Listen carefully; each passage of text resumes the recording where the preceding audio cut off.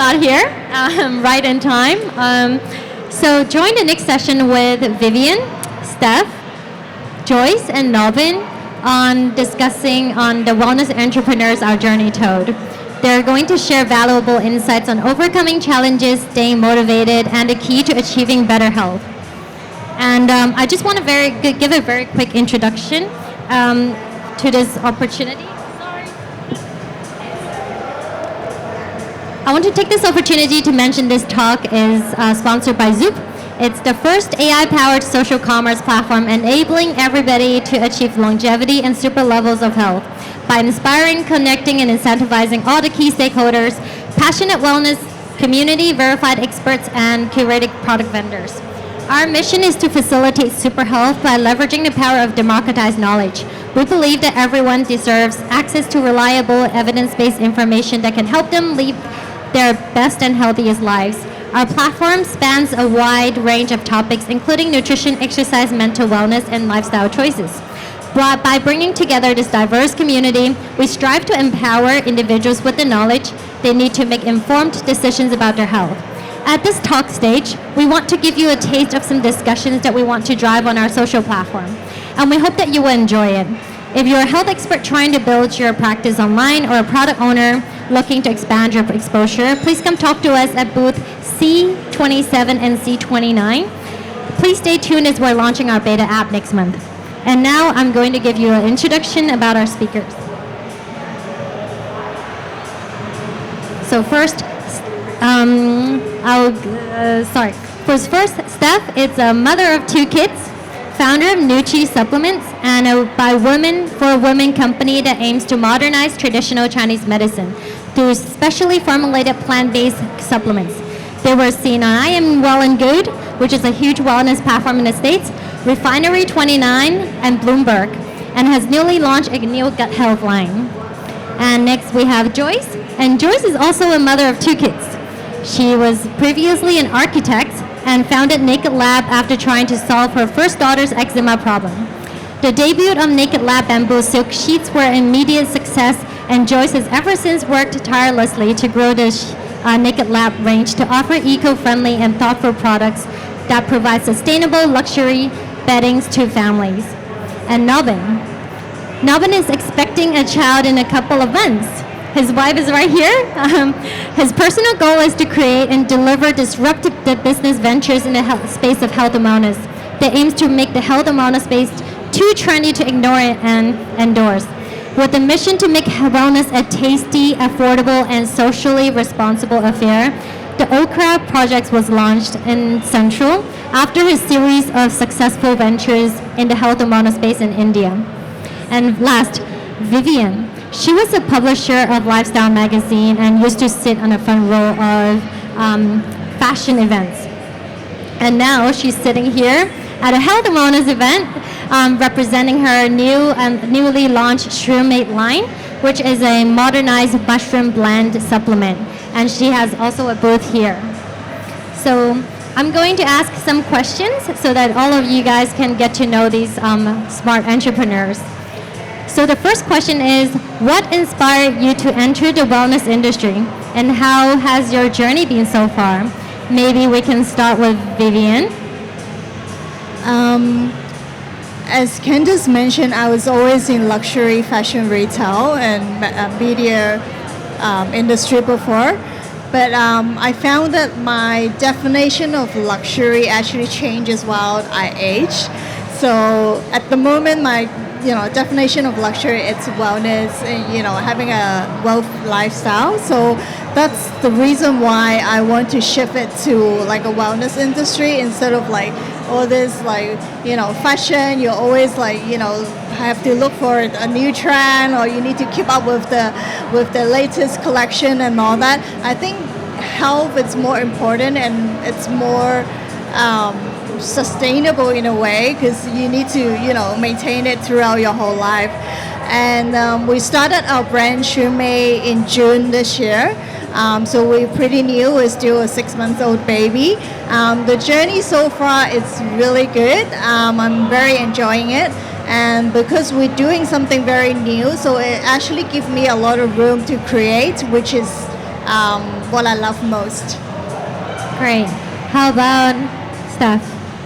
I think Nuchi has always been something that it's very near and dear to my heart as a mother of two. It was really when I was pregnant with my second child that I had really bad nasal allergies.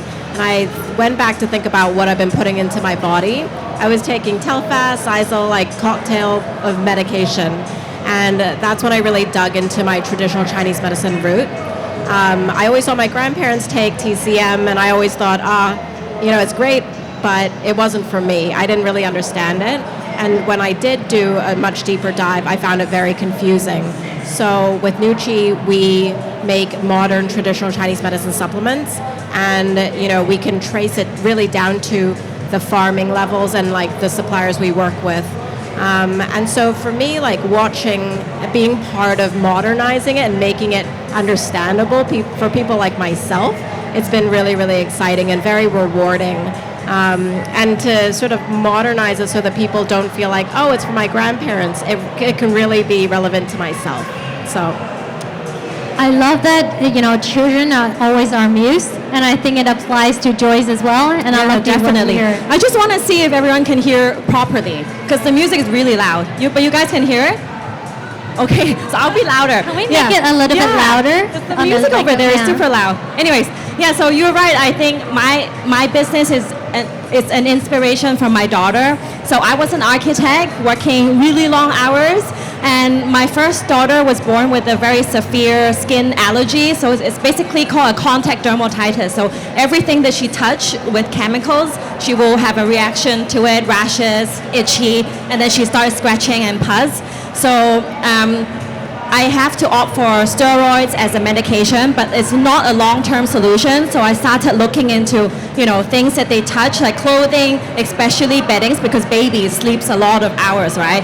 So I started looking into what kind of chemical-free beddings out there, and then I found a bamboo source to make beddings, and it's basically a love for the product. I was never intended to run a business or let alone in the wellness industry, but it really is a love of the product, the beddings that I want to share with the world. So yeah.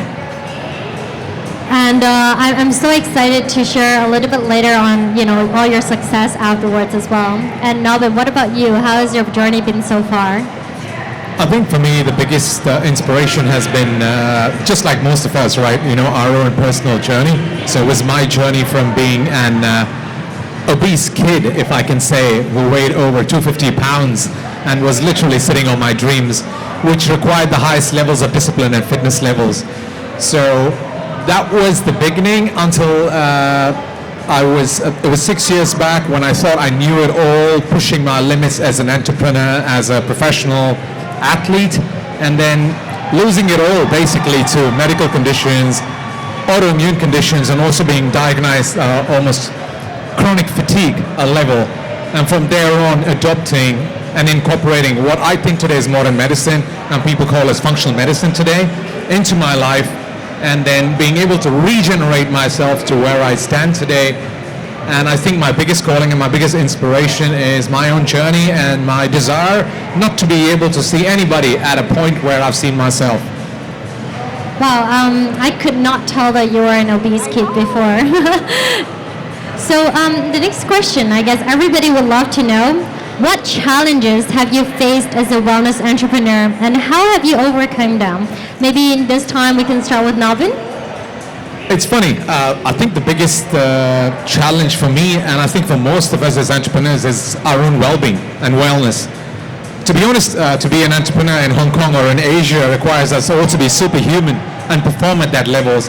But the fact is we're not designed for it. And the faster we realize it and change our approach, I think the better it is. So it's not been easy, but at the same time, what have I done to cope or to expand my resilience is the time I've started using food as medicine, sleep as regenerative therapy, and also science-based biohacks and also real food supplementation into my lifestyle. I've been able to do so much more at this age. We'll put my age aside for later to guess. even, let's put it this way, even more than what I've ever done even 10 years back as a professional athlete or as what I would say an aspiring entrepreneur. Just being able to incorporate simple things. I mean, biohacks as simple as, having a strong morning ritual and an end of day ritual. More about that later, but that's been, I think, my biggest challenge and some of the ways I've overcome it. Thank you, Nobin. How about Joyce? I think some of my challenges is to establish a reputation and a credibility in this space, especially for beddings. I think a lot of people have not heard of bamboo bedding, or in another sense, people are very drawn to using traditional cotton bedding, and they have no idea, like things that your skin is touching directly for 8 hours, or if I can say, did you even know how many years do we spend on the bed? It's 1/3 of our life spending on the bed. So I think like to break through that common concept of, beddings and, knowing that actually cotton is very a polluted industry and a polluted fabric, I think that is something that was challenging to me. And also coming as a new business owner, I think a lot of the times we have to kind of break through that trust, the gap between the customers. But I think it's also an advantage for us because I think a lot of us are very hands-on entrepreneur. Like for me as myself, I still pick up the phone, I still do a lot of the customer service. I firsthand have conversation with my customer. So for that, I think that can really build a trust and really, get them into the conversation. Let's talk about it. How do you sleep? How do you want to sleep? Yeah, definitely. I completely agree that sleep is so important to, a part of our well-being. And a side story is that I actually got close to Joyce after buying, I think, 20 sets of bedding for Christmas gifts. And I think all of my friends were saying that was the best Christmas present they have ever received because I basically bought it for their families, for their kids, and they all loved it. I think just one thing to add, I think it's such a great product, and I'm riding a really good trend because everyone's really into wellness, but no one really know what it is yet, but everyone is actively seeking for ways to be well in your mind or in your body, and sleep is just like the key, right? The key to a foundation for everything else. Everything else. Yeah. Yes, it's definitely a good foundation. What about Steph? There's so many challenges that we face as like a new brand, I think. We launched Nuchi in 2021, and we launched in the US market. So that was like mid-COVID. Everything was like just on Zoom. So I thought, all right, I'm going to meet all my editors on Zoom. We're going to launch online, right? And fast forward to today, everything is like back to normal. So how I make myself available in Hong Kong and in the US simultaneously, that's always an issue. And like how to sort of switch off completely, because like I deal with New York, LA, like I hate bringing my phone into the bedroom with me, but like to be honest, that's when I get the best emails. So it's a challenge, I think, and then also being present for my kids, while like seeing my emails roll through. I think that has been a challenge. And my husband had to sit me down to say, hey, this is a long game. Like you need to play the long game. We need to be your priority too. And that really made me realize, like, okay, what we're doing, we're running a marathon here. We're creating, the base of a great company because, especially for us, we're an ingestible. So I totally get you on the credibility part. I think it's extremely hard as a young brand. And then think about it times a million for an ingestible. So I think that for us, we're very lucky to be working with the level of our scientific advisors that span from Yale to Chinese University, Mount Sinai, and working with one of the best top TCM manufacturers here in Hong Kong to really push that space to bring traceability and premium products. That's really important. But how to do that while trying to get sleep and being the best mom and best wife and best everything, I don't know. So I'm trying to learn myself. I can totally relate. I have a young daughter at home too, and I share pretty much the same story, trying to be the best in everything, and it's always a constant struggle. How about Vivien? What about you? What are your challenges? I think my biggest challenges is to work with different people in different industry, because I was in fashion retail like for 20 years. I'm so used to this industry, and I'm so used to doing everything customer facing. But when it comes to the back end, like I have to talk about like production, like packaging, like all this printing, like partners and all this. So I think it's we have like kind of different kind of set of standards. So it takes a lot of time for us to communicate before we get to what we understand what we want, right? So I think that's one of my biggest challenge, and I think my way to overcome it is patience definitely help, and also to set priority, because I think as a small business entrepreneur, I think like same as you guys, we are the accountant, we are the marketing person, we are the customer service person, we are basically everyone. So I think setting priority and see what your strengths are, and try to focus on that and leave the rest to the rest of your team. I think that's very important. Thank you so much. I completely agree. But sometimes it's also easier said than done. But we're always learning. Okay, and this question I would love to direct it to Joyce. I know that recently you had a very successful launch in Dubai market, and also you have a very progressively growing sales, even in Hong Kong. Can you share some strategies or tips for building a successful and sustainable wellness brand? I want to come a little bit back to your point. I think especially for a wellness business, like you practice what you preach. I think for me, like we all know, like all the challenges, like everyone talk about all the challenges, time management, work-life balance. Like entrepreneur running a business is all about how you overcome challenge, regardless is on the customer service level, on the business level, or whatever level, right? But for me, I think the key for my success to the business is really to take care of myself. I think every time when I take care of myself, I know it sounds very silly. I'm not asking people to be lazy and not do the work and just take care of your own. But like really here, like maintaining a good positive vibe and just have a good mental well-being towards running your life. Running a business is very, very much life and work together for us, especially, right, as moms and stuff. So yeah, for me, I think the best tips I have is to really take care of yourself. When you are well, other decisions will be made well. Yes, I completely agree. And I feel like everything around us is basically centered with our energy as well, right? How we direct our messages, how people are influenced based on the energies that we give out. And this one is, let's say, Vivien and Steph.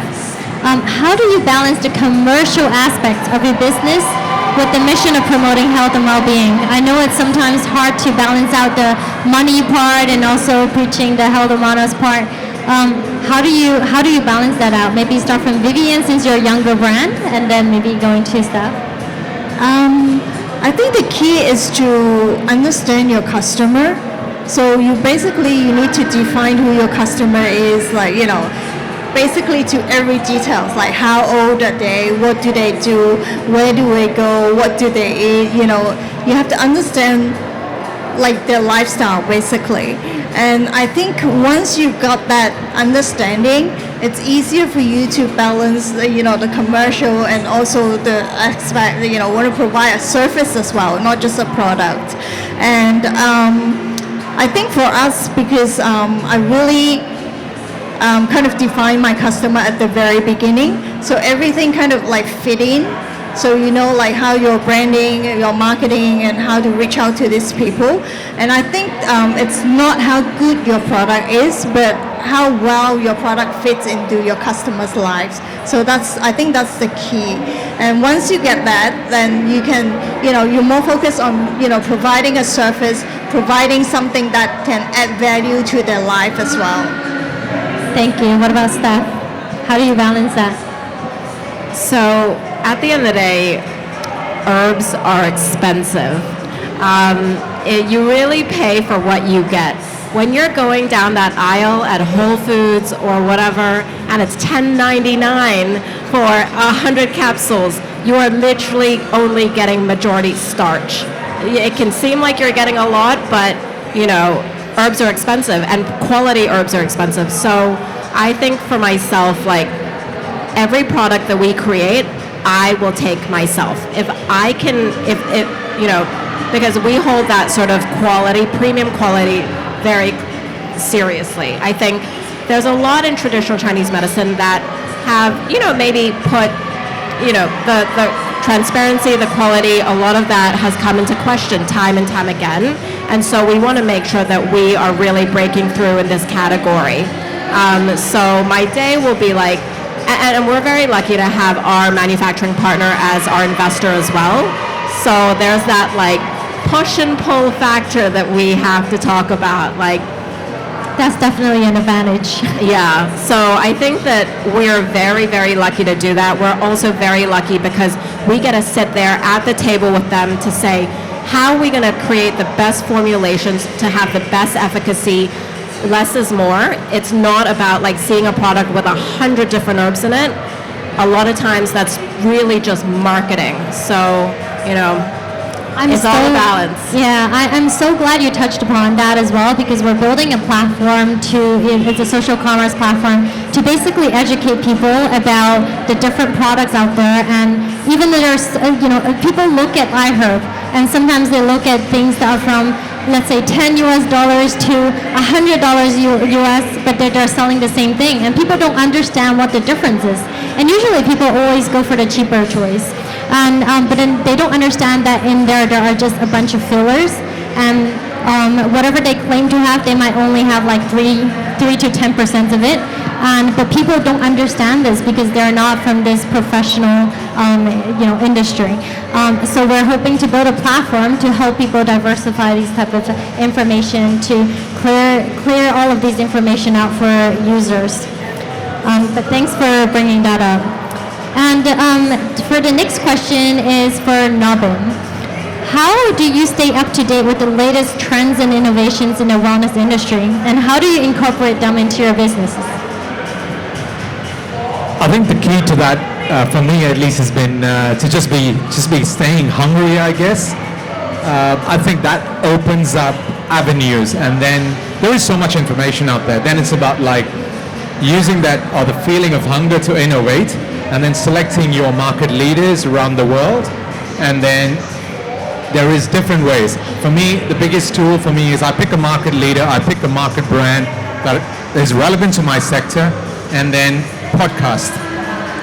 Sometimes during the short times, as YouTube calls it, the YouTube shorts or the Instagram shorts, they're all bursts of energy, or capsules, if I can say, that actually just open up and give you an innovative idea maybe, and that lays the seed.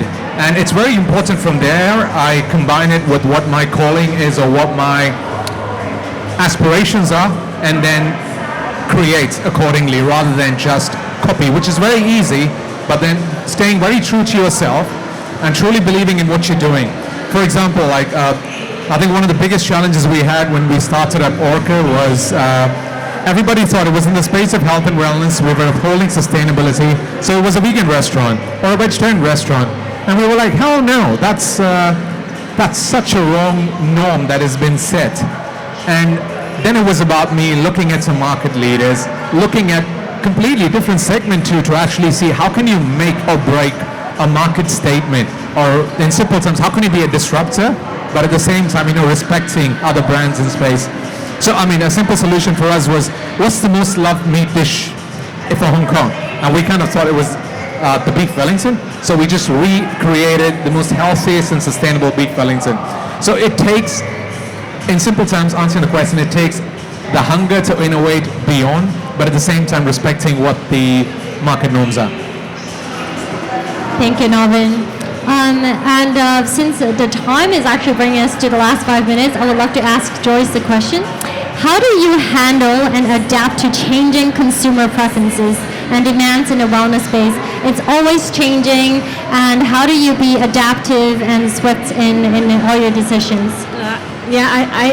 I think, as to your Vivian's point, really know your customer. I think you can't serve everyone, and even if you want to be, if you can be just specific to a group of people that you can serve well, that is a big, very big impact already. So for me, that's why I said I never let go of the customer service piece. I will always grab every single chance I have to talk to my customers, or pick up the phone. I will email them personally to ask them how does it feel, or every time when I launch a new product or a new color even, I will ask a group of my really loyal customers, see what are we lacking, and just have that transparency. I think for bedding, it's already, bamboo bedding is already quite a new thing. So this is the trend, okay guys? Bamboo bedding is the trend. So for me, I think it's more to how do I communicate with my customer and serve them better. We're here to serve, serve them right. Yeah. Thank you. That's very, very powerful. And the last questions I have, and with 3 minutes left, Steph, how do you ensure that your qualities are evidence-based and backed by scientific research? And how do you make it known to people that this is different than any other supplement that everyone's saying that, we're evidence-based, we're science-backed? Then how do you convince people that this is basically the standard of quality? I think a lot of brands nowadays, they say science-backed. It's just these words that really just don't mean that much you can just slap it on marketing, right? For us, I don't have a background in TCM, but for us, it's having, a very strong scientific advisory board and having our manufacturing partner as our partner. So using all their scientists, their advisory board as well to come up with our unique formulations. We make it fully transparent, so I think today's customer is very knowledgeable. Whether you want to come onto our website and see every single herbal ingredient that we use, we also show you which suppliers we work with down to the farming level at some point for some of them. And then also we show you all the research behind all the herbs. So we do that, we do your homework, but if you want to read about it, you can read about it too. I think that's really the future. I won't go into TCM. If anybody has any questions about TCM formulations, you can come talk to me after. I'm seeing the 1 minute sign flash by. Well, yes, thank you, Steph. And I think to your point, what I got is also having the right strategic partner is also very important. When she's not a TCM practitioner herself, she went out and actually found partners who were and provide all the support that she needed. So I think that is a point that we can definitely learn from her. And since there's 1 minute left, I would love to open this up to the audience and see if anyone has any questions for our speakers. Anyone? No? Well then, let me close this up by saying a thank you to everybody that are listening. And we're going to upload all of these videos on our channels, on Soup's channel on YouTube. You can find it there, and also I'm sure our speakers will upload it on their channel as well. And these are the brands that you can find. So Vivien's from Shoemate. Stephanie's from Nucci. She's also at our Zoop's booth at C27 and C29. And Joyce is Naked Lab, and they have a beautiful Instagram. You can go check them out. And Nobin has a restaurant in Central called Orca. And also, just to let you guys know, we are starting a podcast called the Superhuman Podcast, and Nobin is going to be our podcast host for Zoop. And stay tuned to that as we're launching it next week.